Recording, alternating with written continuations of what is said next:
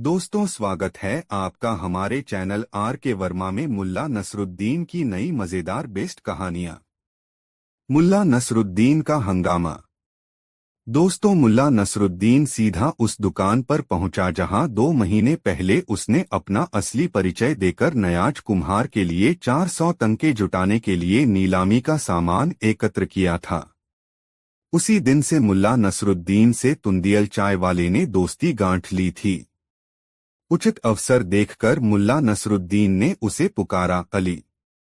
अली ने चौंक कर द्वार की ओर देखा। सामने खड़ी एक स्त्री को देखकर वह हकबकाया। सामने तो एक औरत खड़ी है, फिर यह मर्दाना आवाज कहाँ से आई? बुरके में से मुल्ला नसरुद्दीन पुनः बोला, अली, तुमने मुझे पहचाना नहीं? अल्लाह के बंदे, मुझे यूं न घूरो। क्या तुम्हें जासूसों की आशंका नहीं है? मैं हूं मैं। और फिर चारों ओर से नजरें बचाकर चाय वाला उसे चायखाने के पिछवाड़े एक भंडार में ले गया। वहां खाली केतलियां तथा ईंधन आदि रखा था। एकदम शांति थी वहां। धीरे से मुल्ला नसरुद्दीन फुसफुसाया, अली, मेरे गधे को तुम अपने पास रख लो। तुम इसे खिलाना पिलाना व तैयार रखना। मुझे कभी भी इसकी आवश्यकता पड़ सकती है। मैं आकर ले जाऊंगा। किसी को भी मेरा भेद पता नहीं लगना चाहिए। अली ने सावधानी पूर्वक द्वार बंद किया, फिर पलटकर पूछा, मगर तुमने यह जनानी पोशाक क्यों धारण की हुई है? इसलिए कि मैं महल जाऊंगा। चाय वाला चौंका, पागल हो गए हो क्या, जो जानबूझकर अपना सिर ओखली में देना चाहते हो? अली, मेरे भाई, यह काम मेरे लिए बहुत जरूरी है। तुम जल्दी ही समझ जाओगे कि ऐसी कौन सी मजबूरी है जो मैं यह जोखिम भरा कदम उठा रहा हूं। आओ मेरे दोस्त, मुझसे गले मिलो। न जाने। नहीं नहीं दोस्त, ऐसा मत कहो, चाय वाला बोला। तुम खुदा के नेक बंदे हो और जिस काम से भी वहां जा रहे हो उससे किसी का भला ही होगा। जो लोग दूसरों की भलाई के लिए जीते मरते हैं, अल्लाह उनका बाल भी बाका नहीं होने देता। उसने आंखों में आंसू लिए गले मिलकर उसे विदा किया। बाहर दुकान पर ग्राहक शोर मचाने लगे थे। उससे विदा लेकर मुल्ला नसरुद्दीन महल के द्वार पर पहुंचा और सिपाहियों के रोकने पर किसी बुढ़िया की भांति कांपती थर्राती जनानी आवाज में बोला, ऐ बहादुर सिपाहियों, मुझे हरम में जाने दो। मैं बहुत बढ़िया अंबर, मुश्क, गुलाब का इत्र वगैरह बेचने आई हूं। मैं मुनाफे में तुम्हें भी हिस्सा दूंगी। भाग जा बुढ़िया, भाग जा। एक सैनिक ने उसे झिड़का। बाजार में जाकर अपना सामान मान बेच। इस प्रकार अपने उद्देश्य में विफल होकर वह काफी गमगीन तथा उदास दिखाई दे रहा था। उसके पास समय बहुत कम था, क्योंकि दोपहर के बाद सूर्य धीरे धीरे डूब रहा था। उसने महल की चारदीवारी के चारों ओर चक्कर काटा, मगर एक छोटा सा छेद भी उसे किसी दीवार में न मिला। यहाँ तक कि नालियों पर भी इस्पात की जालियां लगी हुई थीं। मुल्ला नसरुद्दीन ने सोचा, मुझे महल में जाना ही होगा, इसके लिए चाहे मुझे कुछ भी क्यों न करना पड़े। यही संकल्प दोहराते हुए वह बाजार की ओर चल दिया। बाजार में एक तिराहे पर आकर वह इधर-उधर देखने लगा। चारों ओर चहल पहल थी। तभी एक आवाज उसके कानों में पड़ी, अभी अभी तुमने बताया था कि तुम्हारा शौहर तुम्हें बिल्कुल भी नहीं चाहता, वह तुम्हारे साथ हम बिस्तर भी नहीं होता और न ही तुमसे प्यार करता है। इस परेशानी का एक उपाय हो सकता है, लेकिन वह उपाय मुझे मुल्ला नसरुद्दीन से पूछना होगा। मुल्ला नसरुद्दीन इत्तफाक से आजकल यही है। तुम मुझे उसकी खबर दो कि वह कहाँ रह रहा है। वह और मैं मिलकर शीघ्र ही तुम्हारे शौहर को जल्दी ही ठीक रास्ते पर ले आएंगे।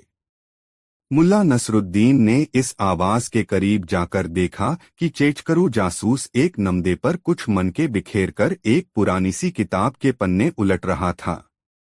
वह कह रहा था, ऐ औरत सुन, यदि तू मुल्ला नसरुद्दीन का पता न लगा सकी तो तेरा शौहर तुझसे हमेशा के लिए जुदा हो जाएगा और तुझ पर खुदा की लानत बरसेगी। मुल्ला नसरुद्दीन ने तय कर लिया कि इस नजूमी को सबक सिखाना पड़ेगा। वह नमदे के सामने बैठ गया और बोला, दूसरों के भाग्य का हाल बताने वाले ए नजूमी, मेरे भी भाग्य का हाल बता। यह कहकर उसने उसके मन के बिखेर दिए। नजूमी को गुस्सा आ गया, ए औरत, तुझ पर खुदा की मार है, मौत अपना काला साया तेरे सिर पर डाले हुए है। यदि तू मुल्ला नसरुद्दीन का पता लगा सके तो तुझ पर से मौत का साया हट सकता है। उसके चारों ओर भीड़ लग चुकी थी। अच्छी बात है, मुल्ला नसरुद्दीन बोला, मैं मुल्ला नसरुद्दीन को ले आऊंगी। यह सुनते ही नजूमी बना चेचकरू जासूस चौंका, अच्छा, तो तू उसे कब तक मेरे पास ला सकती है? यही है वो तो, तुम्हारी आंखों के सामने। जरा आंखें खोलकर देखो, कहाँ है यहाँ? वह पागलों की भांति इधर उधर देखने लगा, फिर बोला, मुझे तो कहीं नजर नहीं आ रहा। फिर नजूमी होने का नाटक क्यों कर रहे हो? क्या तुम ग्रहों की चाल देखकर अनुमान नहीं लगा सकते कि वह तुम्हारे पास ही है? लो देखो, ये रहा मुल्ला नसरुद्दीन, कहकर उसने अपना नकाब उलट दिया। बोल, मुझसे क्या पूछना चाहता है? तू झूठा है, अमीर का जासूस है, तू नजूमी नहीं है, बल्कि इन भोले भाले मासूम लोगों को धोखा दे रहा है। यह सुनते ही भीड़ उत्तेजित हो उठी। जासूस, अमीर का जासूस, गंदा कुत्ता, मारो साले को, किसी ने कहा। यह सुनते ही चेचकरू जासूस ने अपना नमदा लपेटा और पूरी ताकत लगाकर अमीर के महल की ओर दौड़ पड़ा। महल के मुख्य द्वार के पास एक सीलन युक्त कोठरी में ढेरों सिपाही अलसाए से बैठे थे। चेचकरू वहां पहुंचा और पागलों की भांति चिल्लाया, नसरुद्दीन, मुल्ला नसरुद्दीन। वह बाजार में औरत के वेश में घूम रहा है। यह सुनते ही सारे के सारे सिपाहियों के जिस्म में जैसे बिजली सी भर गई। सभी ने अपने अपने हथियार संभाले और द्वार की ओर झपट पड़े। हर कोई एक ही बात कह रहा था, मैं पक दूंगा मुल्ला नसरुद्दीन को। यह इनाम मेरा 118 मुल्ला नसरुद्दीन होगा, 3000 तनके। यह इनाम मुझसे बचकर जाएगा कहाँ? जैसे ही सिपाही बाजार की ओर झपटे, वैसे ही चारों ओर हड़बड़ी मच गई। लोग जान बचाकर इधर उधर भागने लगे। औरतें अपनी इज्जत बचाने के लिए सिर पर पाँव रखकर जिधर मुंह उठा उधर ही भाग लीं। इस भगदड़ में न जाने कितने बच्चे नीचे गिरकर पैरों तले रुंध गए। एक सिपाही ने औरत का नकाब उलट दिया। औरत भय से चीख उठी। दूसरे सिपाही भी वहां मौजूद औरतों से कुछ इसी प्रकार की हरकतें कर रहे थे। चारों ओर चीख पुकार मच गई। पूरे बाजार में किसी भी औरत का नकाब सलामत नहीं बचा। सिपाही उनसे अश्लीलता की हद तक बदतमीजियां करने लगे थे। उनके साथ मारपीट, छेड़छाड़ और वस्त्रहरण जैसी अनहोनी घटनाएं घट रही थीं। कोई भी कुछ समझ नहीं पा रहा था कि आखिर माजरा क्या है। औरतें अपनी सहायता के लिए चीख रही थीं, बचाओ, अरे कोई तो इन दरिंदों से हमें बचाओ। एक भिश्ती अपनी बीवी को बचाने की कोशिश में सिपाहियों से भिड़ गया। उसे देखकर अन्य राह चलते और दुकानदार आदि भी औरतों को बचाने के ये सिपाहियों से जूझने लगे। सिपाही तलवारों से भीड़ को खदेड़ रहे थे। भीड़ भी अब हमलावर हो चुकी थी। वे सिपाहियों पर बर्तन, जूते, चप्पलें या और जो भी दसरी चीज हाथ में आती फेंक मारते। लोहारों ने लोहे की नाले उन्हें फेंक फेंक कर मारी। कुम्हारों ने अपने घड़े उनके सिरों पर फोड़ दिए। चाय वालों ने गर्म पानी से भरी केतलियां उन पर फेंकनी शुरू कर दी। अब जब पब्लिक भड़की तो सिपाहियों को अपनी जान बचानी भारी पड़ गई। चारों ओर हाहाकार मच गया। अमीर जो अपने महल में चैन की नींद सो रहे थे, इस शोरगुल को सुनकर चौंक पड़े। उन्होंने खिड़की खोलकर बाहर का नजारा देखा तो दंग रह गए। फिर घबराकर उन्होंने जल्दी ही उसे बंद कर दिया। अभी हलक फाड़कर वे किसी को पुकारने ही वाले थे कि बख्तियार घबराया हुआ दौड़कर भीतर दाखिल हुआ। उसके चेहरे पर हवाइयां उड़ रही थीं।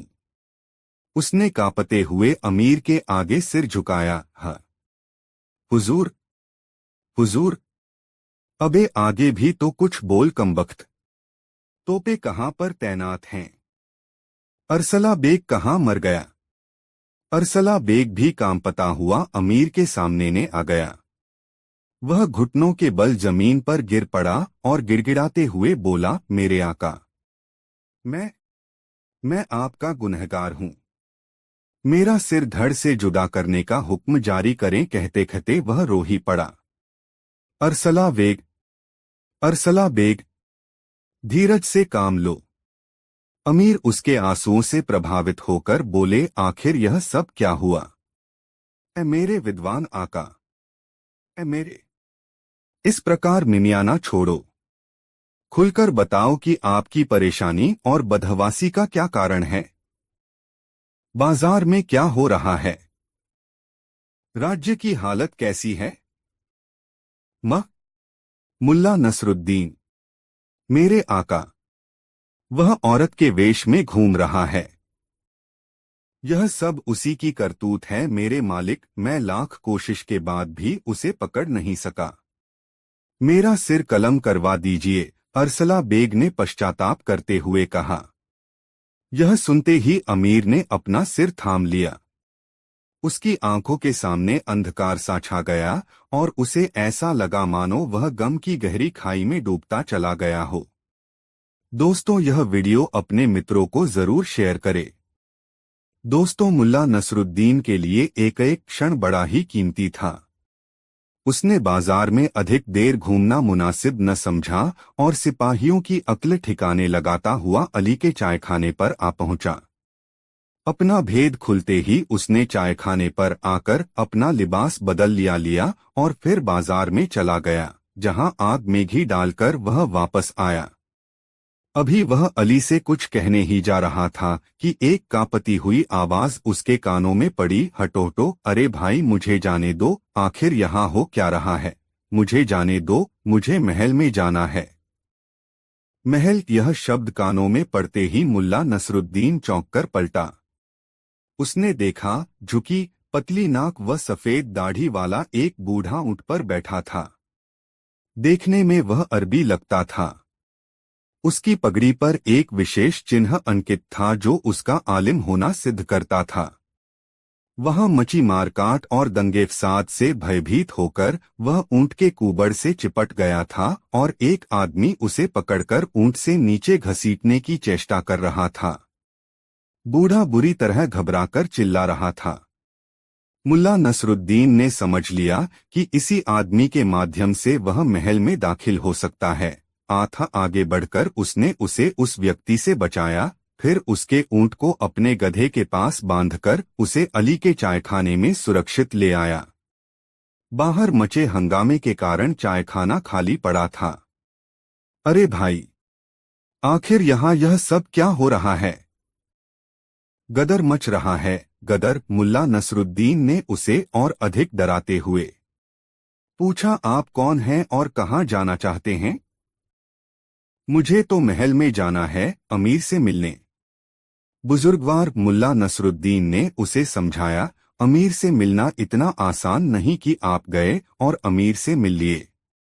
उनसे मिलने के लिए तो लोगों को हफ्ता हफ्ता भर प्रतीक्षा करनी पड़ती है। महल में मेरा इंतजार हो रहा होगा। अच्छा, व्यंग्य से मुस्कराया मुल्ला नसरुद्दीन। आप में क्या सुरखाब के पर लगे हैं मेरे बुजुर्गवार? आखिर आप चीज क्या है जो अमीर आपका इंतजार कर रहे होंगे? मुल्ला नसरुद्दीन की बात सुनकर बूढ़ा चिढ़ गया। फिर एकाएक ही गरूर भरे लहजे में बोला, तुम्हें यह बात मालूम होनी चाहिए कि मैं एक प्रसिद्ध आलिम, ज्योतिषी और हकीम हूँ। मैं बगदाद से अमीर की दावत पर ही यहाँ आया हूँ। ओह ओह, खुशामदीद ए आलिम शेख। मुल्ला नसरुद्दीन ने उसके सम्मान में सिर को हल्की सी जुम्बिश दी। मैं एक बार बगदाद गया था। वहां के सभी आलिमों को मैं जानता हूं। क्या मैं आपका शुभ नाम जान सकता हूं? अगर तुम बगदाद गए हुए हो तो तुम्हें अमीर के लिए की गई मेरी खिदमतों के बारे में भी पता होगा। मैं वही मशहूर आलिम मौलाना हुसैन हूं जिसने अमीर के लड़के की जान बचाई थी। मैं तो रहने वाला भी बगदाद का हूं। क्या कहा? मुल्ला नसरुद्दीन ने गहरा आश्चर्य व्यक्त किया। मौलाना हुसैन? क्या आप ही मौलाना हुसैन के नाम से जाने जाते हैं बुजुर्गवार?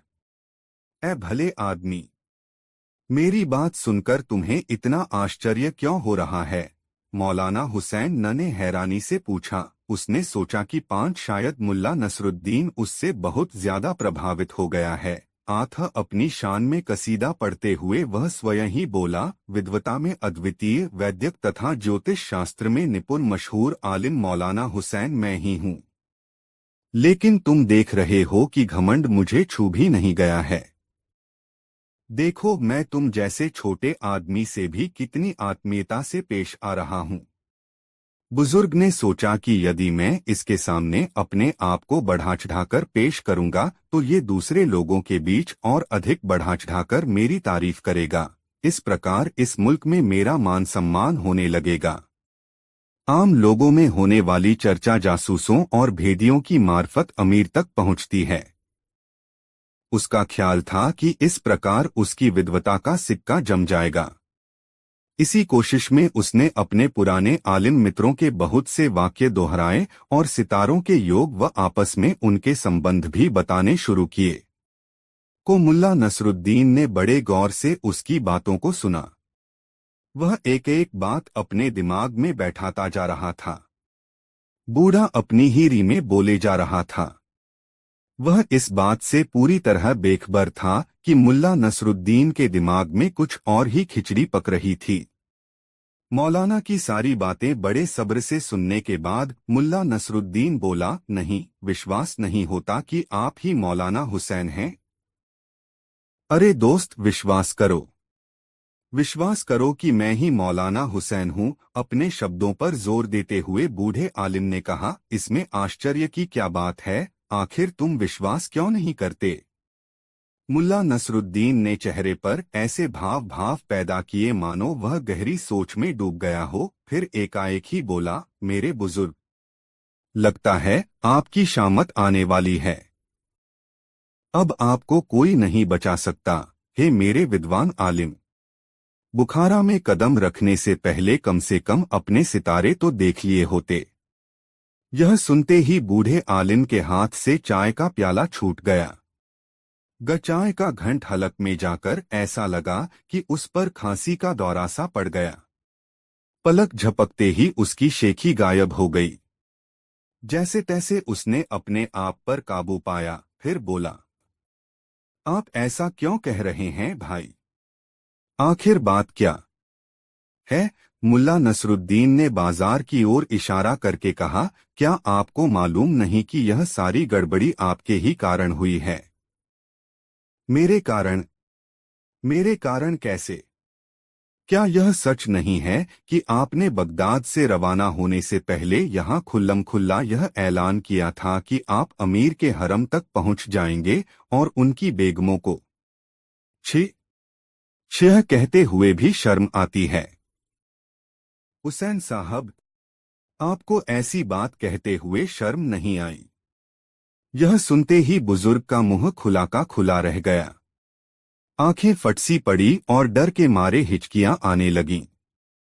वह कुछ कहना चाहता था मगर उसकी आवाज ने उसका साथ नहीं दिया। हकलाती सी आवाज में वह केवल मिमिया कर रह गया। जबकि लोहा गर्म जानकर नसरुद्दीन ने पुनः चोट की। आपने कसम खाई थी कि आप ऐसा करेंगे।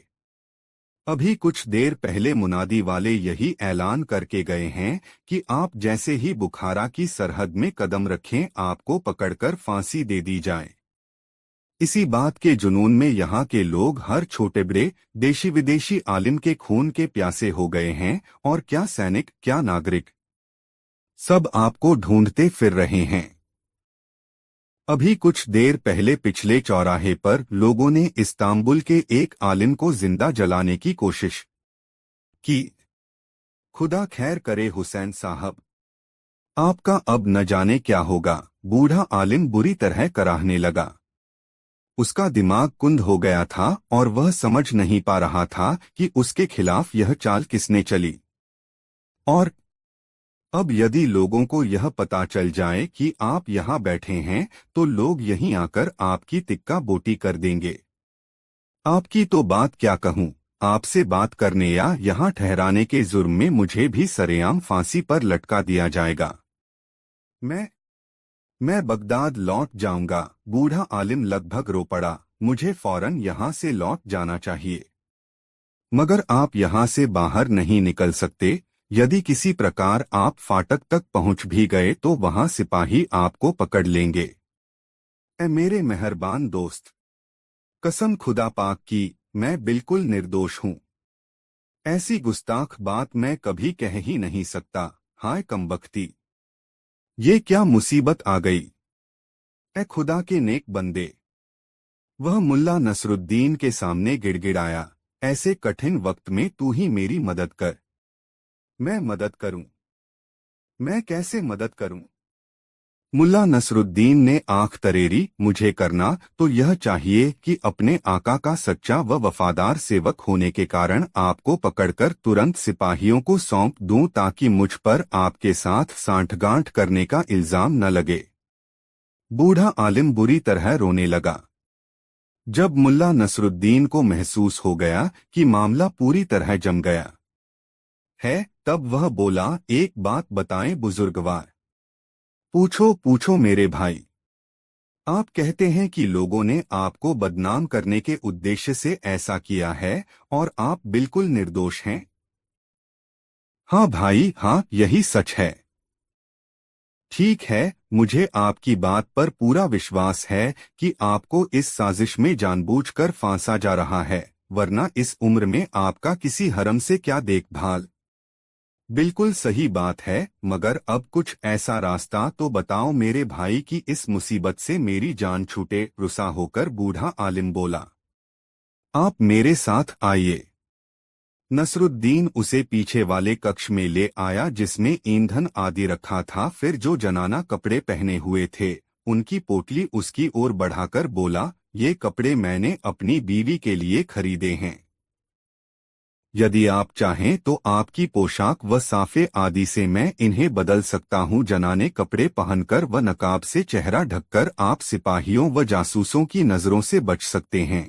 और हाँ, अपने ये पोथी पत्रे भी यहीं छोड़ जाना, वरना इनसे भी आपकी शिनाख्त हो सकती है। हाँ हाँ, यही ठीक रहेगा।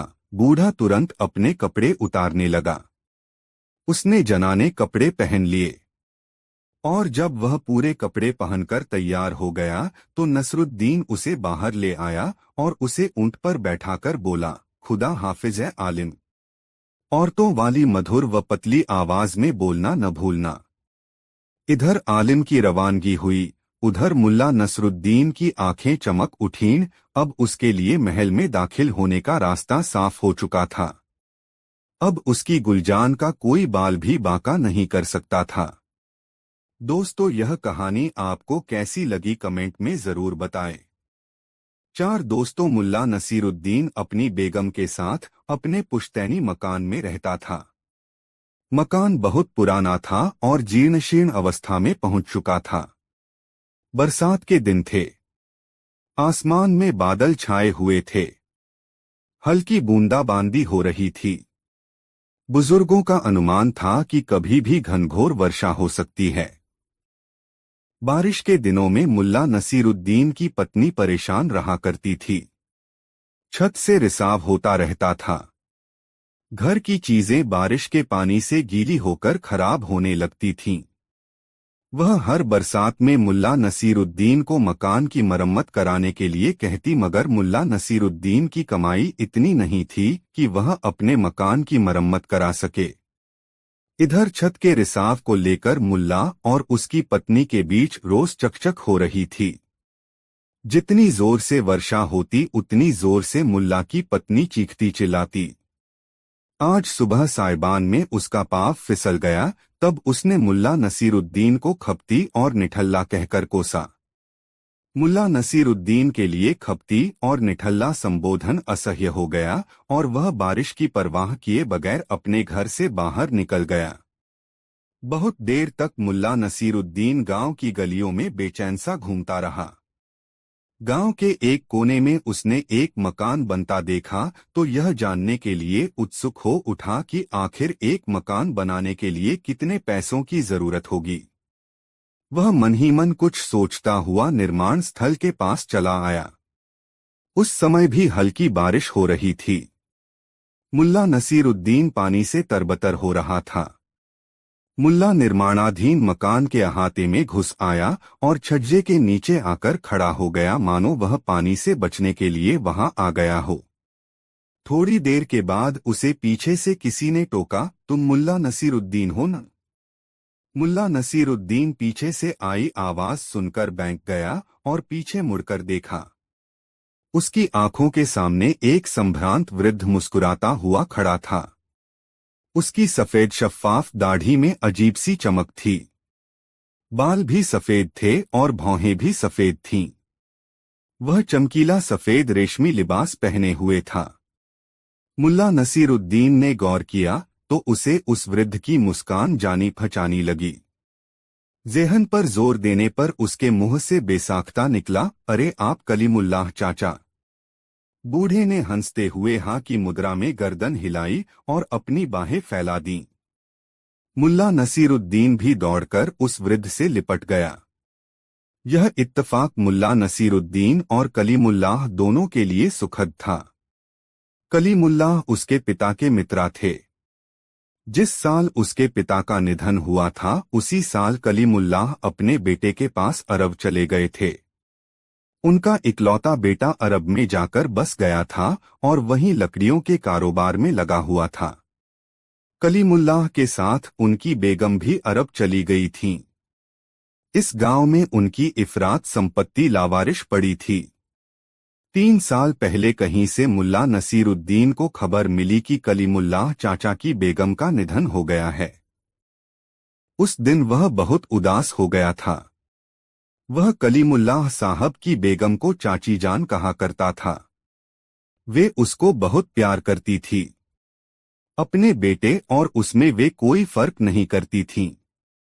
लेकिन कलीमुल्लाह चाचा कब आए और यहाँ क्या कर रहे हैं, इसके बारे में वह कुछ नहीं जानता था। कलीमुल्लाह उसे बाहों के घेरे में लिए उसका ललाट चूम रहे थे। अपनी तलहथियों में उसके चेहरे को समोकर कलीमुल्लाह ने कहा, खुदा का लाख लाख शुक्र है बेटे कि उसने तुम्हें मेरे पास भेज दिया। तुमसे मुलाकात करने की ख्वाहिश थी मगर आते ही अपने 3 मकानों को दुरुस्त कराने में लग गया। रहने वाला कोई नहीं, मगर क्या करूं, बाप दादाओं की अर्जित संपत्ति को बर्बाद होता भी तो नहीं देख सकता। और यह काम ऐसा है कि अपनी नजर के सामने कराई जाए तो उसकी बात ही कुछ और होती है। अब इसी मकान को देखो, 3 महीने में बनकर तैयार हो गया। बस रंगरोगन का काम बचा है। आज बारिश नहीं हो रही होती तो आज ही रंगरोगन का काम हो जाता। एक साथ 25-30 मजदूर खट रहे हैं। सारी सामग्री मौजूद है। अब जिस दिन बारिश थमेगी उस दिन यह काम भी पूरा हो जाएगा। मैं रहूंगा तो वहीं अपनी पुरानी हवेली में। यह मकान खाली पड़ा रहेगा। कभी कोई आगंतुक आ गया तो उसे यहाँ ठहरा दिया करूंगा। कलीमुल्लाह बोल रहे थे। मुल्ला नसीरुद्दीन उनकी बाहों में लिपटा उनकी बातें सुन रहा था। उसे अपने अब्बू की याद आ रही थी। तभी कलीमुल्लाह ने पूछा, अच्छा बेटे मुझे बताओ, तुम यहाँ क्या कर रहे थे? कुछ परेशान से भी दिख रहे हो। बताओ क्या बात है? मुल्ला नसीरुद्दीन ने मासूमियत से अपनी बेगम की नाराजगी और पुश्तैनी मकान की बदहाली का जिक्र करते हुए कहा, जब बेगम का बोलना बंद नहीं हुआ तब सुकून के लिए मैं खुद निकल गया और बेख्याली में चलता रहा। जब इस नए मकान पर मेरी नजर पड़ी तो मैं यहाँ के मिस्त्री से यह जानने के ख्याल से अहाते में आ गया कि एक साधारण मकान बनाने में कितना खर्चा आएगा। कलीमुल्लाह हैरत से मुल्ला नसीरुद्दीन को देखने लगे। कितना मासूम और ईमानदार शख्स है। इस जमाने में ऐसे भी शख्स हो सकते हैं, इसका ख्याल तो कभी तसव्वुर में भी नहीं आया। उन्होंने मुल्ला नसीरुद्दीन से कहा, बेटा, तुम्हें खुदा ने मेरे पास भेजा है। तुम्हारे आने से पहले मैं यही सोच रहा था कि इस घर में रहेगा कौन। बेटा अरब में बस गया है। इसी साल मैं 88 वर्ष का हुआ हूं। पकी हड्डी है, न जाने कब टपक जाए। तू इस मकान की चाबी अपने साथ लेता जा और अपना सामान लाकर यहाँ रहना शुरू कर दे। मैं जब तक यहाँ हूँ तुम्हारे पास आता जाता रहूंगा। मुल्ला नसीरुद्दीन ने जब आनाकानी शुरू की तो कलीमुल्लाह ने उसे डांट दिया। इस डॉट में अपनापन था, प्यार था, लगाव था। इसके बाद मुल्ला नसीरुद्दीन ने कुछ भी नहीं कहा, बस चाबी ले ली। कलीमुल्लाह ने उसकी पीठ थपथपाते हुए कहा, बेटा, मैं किसी भी सूरत में मकान के भीतरी भाग में आज ही रंगरोगन करवा दूंगा। बाहरी भाग के लिए बस हमें बारिश रुकने का इंतजार करना होगा। तुम जिस वक्त चाहो अपना सामान लाकर यहाँ रहना शुरू कर दो। मुल्ला नसीरुद्दीन खुशी खुशी अपने घर गया। बेगम गुस्से में बिस्तर पर पड़ी थी। उसे गीले कपड़ों में देखकर चिढ़कर बोली, कर आए मटर गश्ती। यहाँ एक मुफ्त की लौंडी पड़ी हूँ मैं, तुम कपड़े चिथाड़ कर लाओ और मैं उनकी सफाई करती रहूं। मुल्ला नसीरुद्दीन ने बेगम की बात का जवाब नहीं दिया। अपने कपड़े उतारकर उन्हें खुद खंगाल कर अलगनी पर फैला आया। तहमद लपेटकर कमरे में बेतरतीब पड़े कपड़ों को तरतीब देकर उसकी गठरियां बनाने लगा। मुल्ला नसीरुद्दीन की इन हरकतों को उसकी बेगम कुछ देर तो हैरत से देखती रही, फिर उसके सब्र का बांध टूट गया। उसने रुआसे स्वर में पूछा, आखिर तुम कर क्या रहे हो? मुल्ला नसीरुद्दीन ने बहुत शांत लहजे में कहा, अपने नए घर में जाने की तैयारी। अपना नया घर? हैरत में पड़ी बेगम ने मुल्ला से पूछा, मानो उसने जो सुना हो उस पर उसे विश्वास नहीं हो रहा हो। हाँ बेगम, अपना नया घर? इस बार मुल्ला नसीरुद्दीन की आवाज में शोखी थी। उसने कलीमुल्लाह चाचा से मुलाकात का सारा वाकया अपनी बेगम को कह सुनाया और अपनी जेब से मकान की चाबी निकालकर दिखाई। अब बेगम के पास संदेह करने का कोई कारण नहीं रहा। दोनों मियां बीवी लग गए घर का असबाब जुटाने में। पूरा दिन निकल गया, लेकिन घर का सारा सामान तरतीब के साथ सजा सवार कर बांध लिया गया। एक दो तश्तरियां बाहर रख ली गई भोजन करने के लिए। मुल्ला नसीरुद्दीन ने बरसों बाद अपनी बेगम के चेहरे पर आत्मविश्वास की चमक देखी। घर का सामान बांधने का काम जब पूरा हो गया तब बेगम ने मुल्ला नसीरुद्दीन से पूछा, वह घर कैसा है? कितना बड़ा है? मुल्ला नसीरुद्दीन ने हंसकर कहा, महल जैसा होता है वैसा है। चाचा ने हर कमरे में जरूरत के मुताबिक फर्नीचर भी लगवाए हैं। समझो कि अलग से कुछ भी नहीं लेना है। मैं तो उस घर को सजाकर रखूंगी, कल्पना में डूबती सी उसकी बेगम बोली। ठीक है, जैसे रखना है वैसे रखना, मगर अभी यह सोचो कि सामान तो हमने बांध लिया है। आखिर यह सामान जाएगा कैसे? मुल्ला नसीरुद्दीन ने पूछा।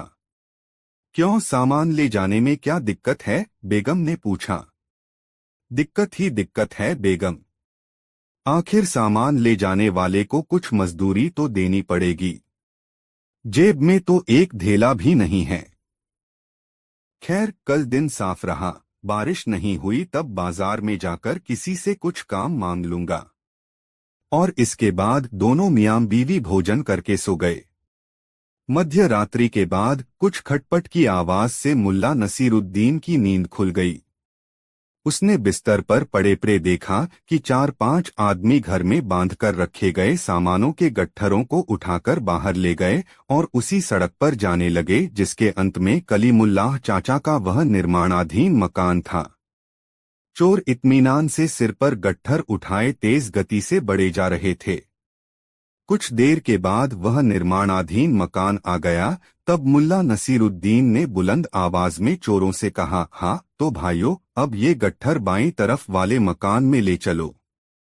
मुल्ला की आवाज सन्नाटे में गूंजी और चोर डर के मारे सड़क पर ही सामान पटककर वहां से भागने लगे।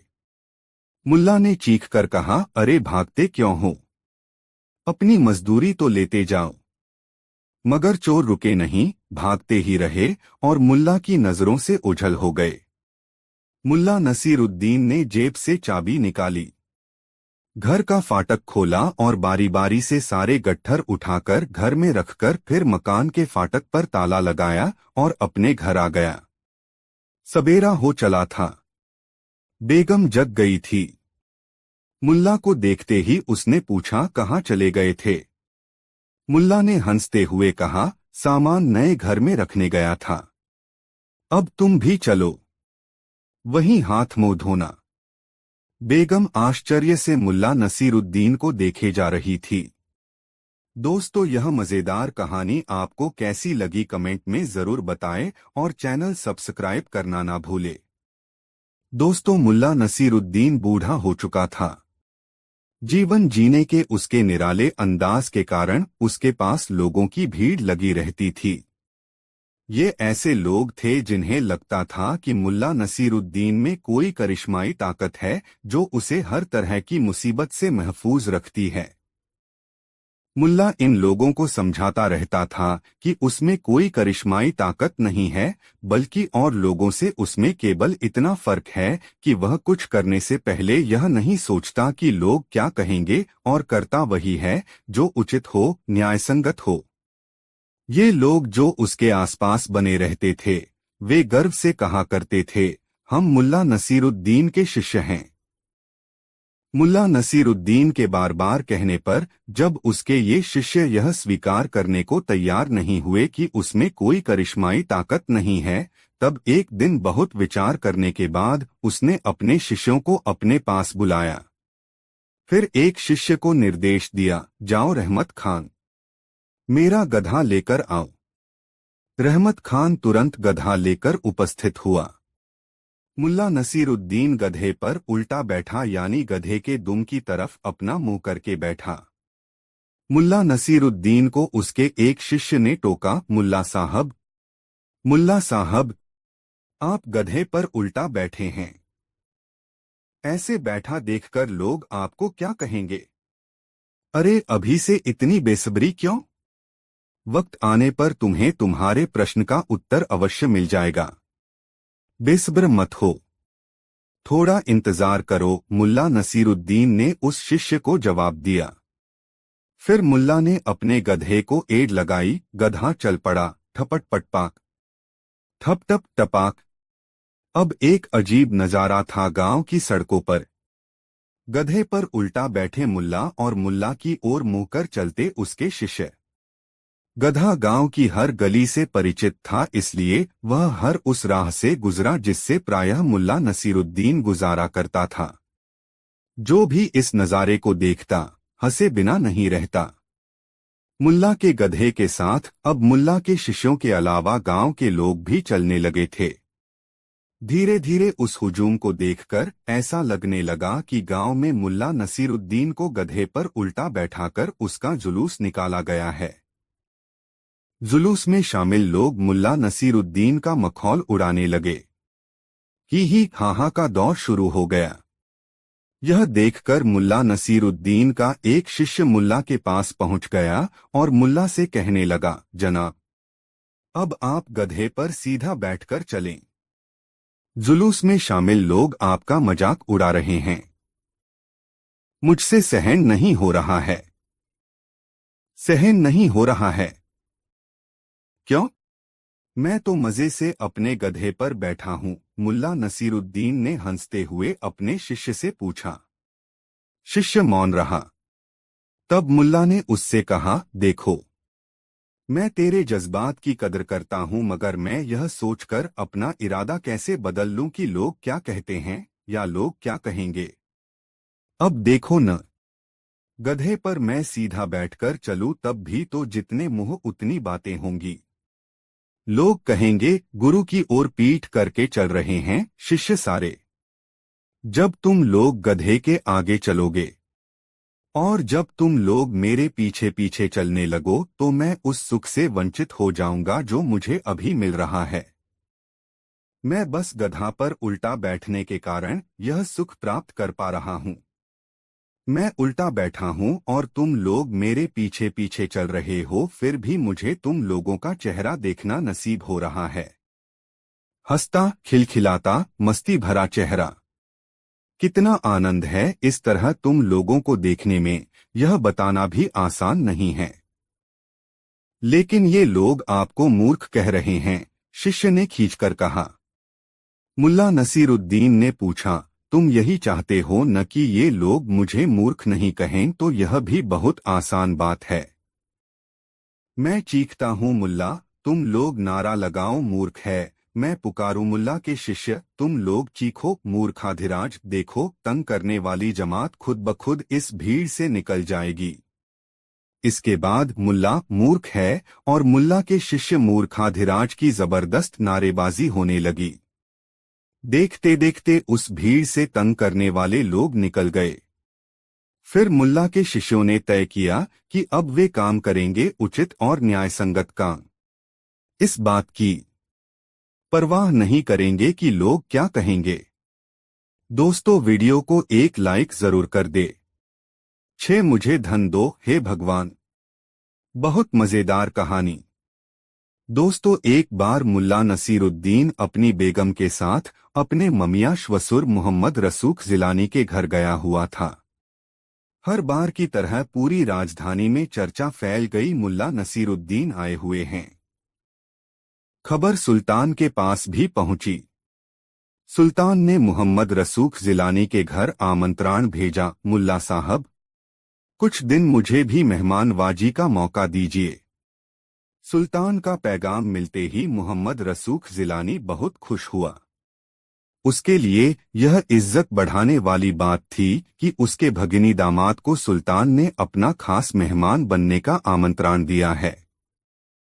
वह उस दिन जहां कहीं भी गया या उससे मिलने जो कोई भी आया, उससे यह वाकया कह सुनाया, जानते हो, आज सुबह सुल्तान का खास आदमी मेरे घर मेरे भगिनी दामाद को बुलाने आया था।